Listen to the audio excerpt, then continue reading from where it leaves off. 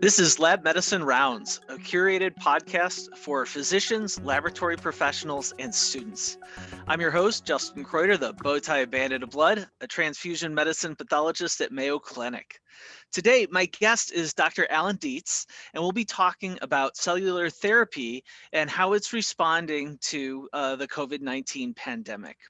Dr. Dietz is an associate professor of laboratory medicine and pathology, instructor in biochemistry and molecular biology, and a consultant in the Division of Transfusion Medicine at Mayo Clinic.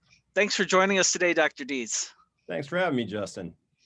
So let's kick off and talk about, a lot of COVID medical conversations so far have really kind of centered on convalescent plasma and now more recently vaccines.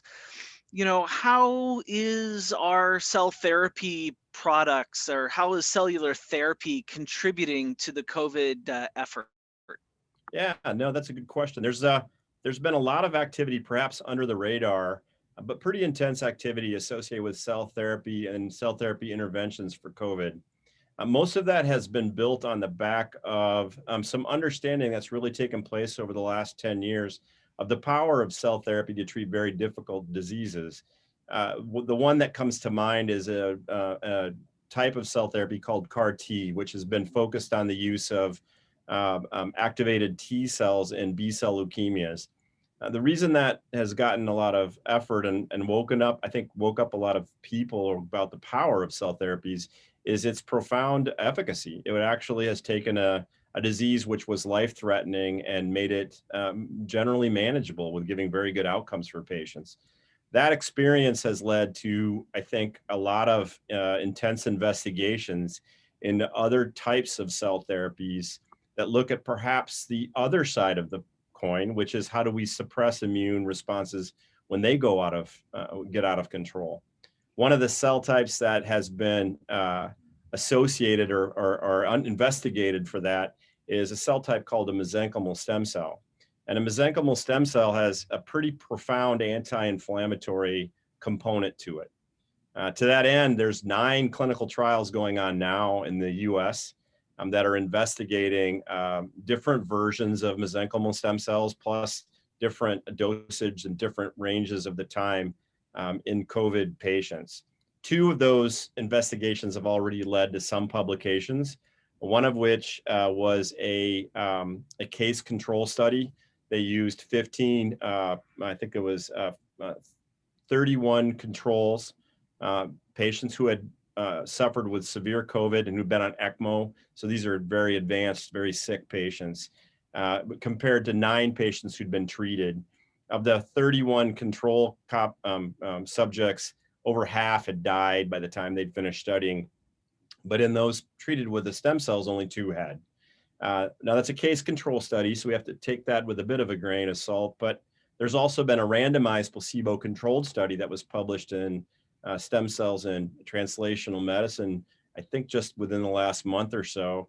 And that's a 24-patient and double-blinded randomized study. And in that case, I have the notes here, I think 1 patient had died during the course of the study, where 6 in the randomized or in the placebo-controlled patients had. And the time to recovery at 30 days, 9 of the patients with treated had recovered, where only 4 of the 12 who hadn't been treated did. So the early data comes back that these are actually having some very good and measurable outcomes in patients who are extremely sick. That's really important. And I think for our listeners, we're going to reference these articles that Dr. Dietz is sharing with us in the notes for this podcast. And, I think it's maybe helpful for us to appreciate as I'm listening to you talk, Dr. Dietz, that a lot of what I'm hearing in therapeutics for COVID is we're talking about modulating the immune system. And that's what I hear you saying, cellular therapy. This is really the niche that holds a lot of promise for this. I want to just hit pause though. And if we could take a little bit of a deeper dive into maybe a little bit of the scientific basis, background for to understand the scientific basis for this. For example, you brought up the word, it's a mesenchymal stem cell, and we have a diversity of listeners to the podcast, physicians, laboratorians, but also students. And maybe could you kind of give us a little bit of an introduction to what's so important about this cell, or where it comes from? Yeah. So not so much is known. Let's start with that. Let's start what we don't know, which is a lot. We don't know most of how it actually works. What we do know is that the cells, it's a cell type that's found virtually everywhere in your body. And it tends to be associated with the vascular system. It has had a couple of different names based on its discovery and who discovered it when. So at one time it was termed a pericyte, which means it was basically attached to the outer edge of the arterioles. It typically is found in fat. The purpose of the cell, we believe, is a primary initiator of wound repair. So when you have, or when you suffer a significant wound, a bone break, a deep thigh, muscle bruise, something, what happens is the shattering of those vessels in or around that tissue that's been damaged somehow guides or leads to this response of these cells migrating into that tissue, where they proliferate into that space. And then they do a couple of things that are simultaneous but independent. They can stimulate new vascular growth. They can also initiate response or growth from primary cells. But most importantly, they can mount an anti-inflammatory response so that your body doesn't suddenly react against these part of the tissue that's been damaged. That people are exploiting this cell type for a number of these different purposes and different clinical indications. But that anti-inflammatory potential, I think, is what makes it particularly interesting for these COVID patients. However, it may be both. Patients who are significantly and severely affected by COVID actually the bodies went beyond mounting an immune response against the virus alone, but is starting to damage its own tissues. So you're starting to see lung damage, which is why patients need to be intubated. You're starting to see cardiac damage, damage of endothelial cells basically throughout the body start occurring. The mechanism of action and why I led with we don't know is we're still trying to see, we don't know what might be the most important. Are they acting as an anti-inflammatory molecule and then that allows the body to repair itself? Or are they actually repairing the body and then that allows the inflammatory response to subside? Or are they doing both? We don't really know.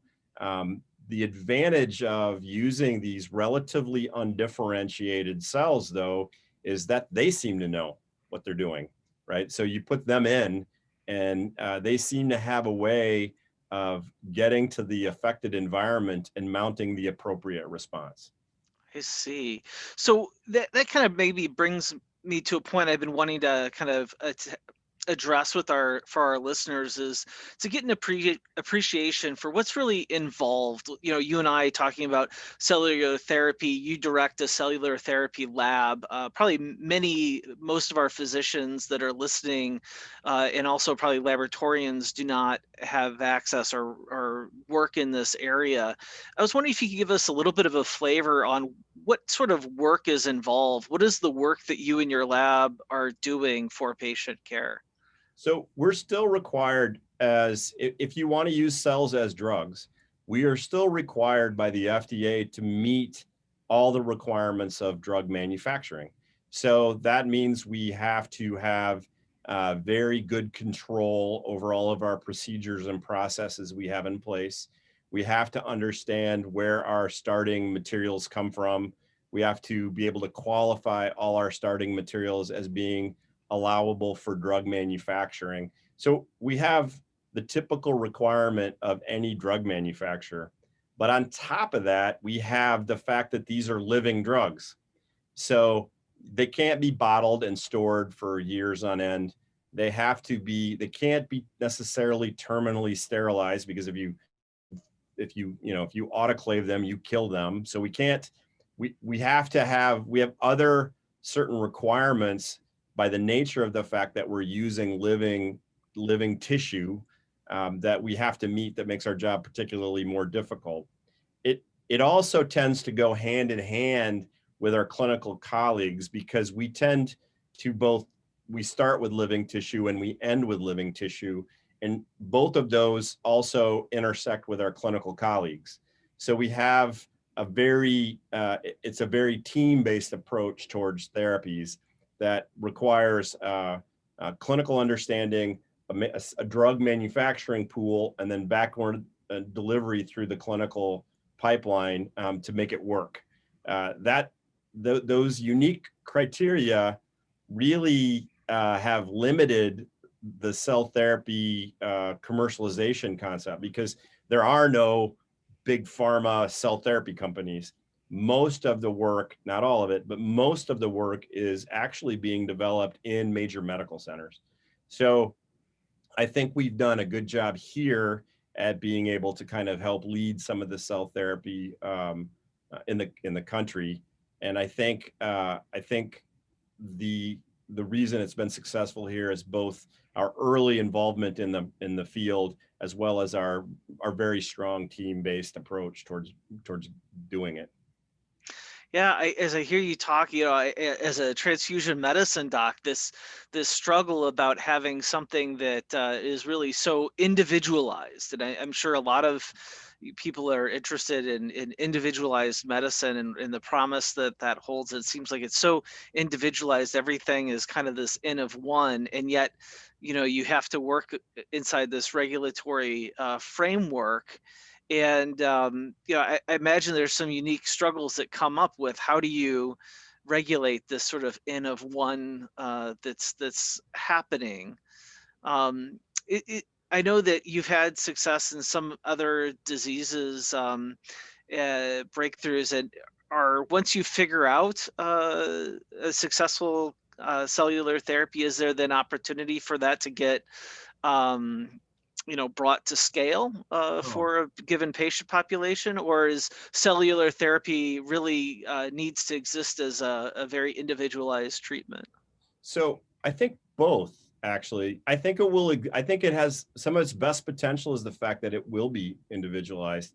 I think um, cell therapy requires a substantial amount of new thinking, right?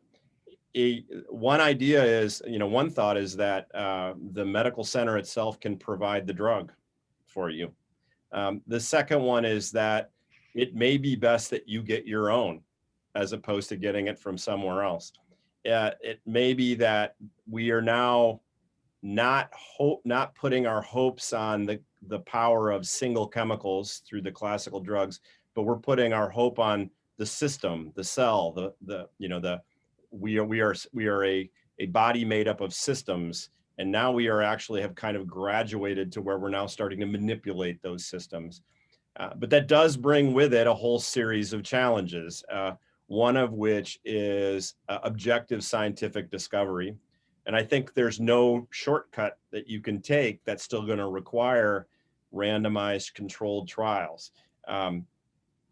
The obligation from a randomized controlled trial in the context of a individualized medicine is that the obligation comes on us as the manufacturers to make sure our processes can be consistent from person to person to person.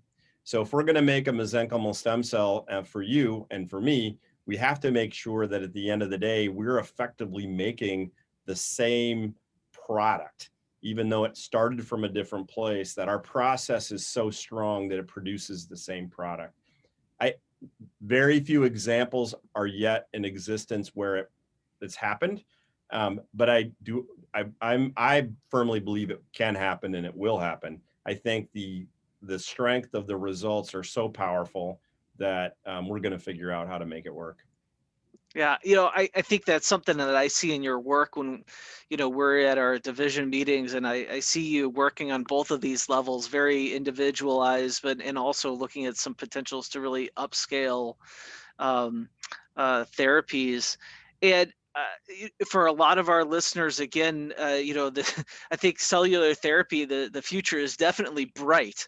Although, like you're saying, it's not, every hospital doesn't have their own cell therapy lab like they have their own blood bank at this point in time. But, for our listeners who might be students or other clinicians and or laboratory medicine folks, how can they get involved in cellular therapy, or how could they take those? How do you recommend those first steps to learn more about this field and how they might intersect with it? Yeah, it's kind of hard because it's so new. There are no majors. You can't major in the program. There are very, very few graduate programs in the country that are available. Mayo Clinic, we established with my colleague, Dr. Jacob, one of the first cell therapy fellowships in the country. So we're starting to develop some of those programs where people can spend really dedicated time into it. We are trying to also branch out and put together other programs. So I would ask our listeners to stay tuned. We know that there are going to be, there's so much interest out there that we are going to try to put together a more formalized educational program to enable people to help use us, right? To help their practice or whatever they're doing, to use us as a resource to actually accelerate it. There's one society that if you want to get involved with called the International Society of Cellular Therapy. That's a fantastic organization that is agnostic kind of towards individual indications, but is really interested in these ideas of how do we move these approaches towards a much more broader audience. And then, reach out, read. It's one of those areas that's so new that I think I acknowledge it's hard to get access to that information, but I think it's going to grow, and there will be opportunities in the not too distant future. I agree with you, and I think it's so exciting, the sort of design thinking and the different ways of thinking and approaching problems that you're doing in your lab and leading the field. So thank you so much for joining and talking with us, Dr. Dietz. My pleasure, Dr. Kreuter. Thank you for having me. So we've been rounding with Dr. Dietz, talking about cellular therapy's response to COVID-19 and getting a little bit of understanding about what the field of cellular therapy is and how it works. Thanks for joining us today. We invite you to share your thoughts and suggestions via email. Please direct any suggestions to mcleducation@mayo.edu and reference this podcast. If you've enjoyed Lab Medicine Rounds, please subscribe. Until our next rounds together, we encourage you to continue to connect lab medicine and the clinical practice through insightful conversations.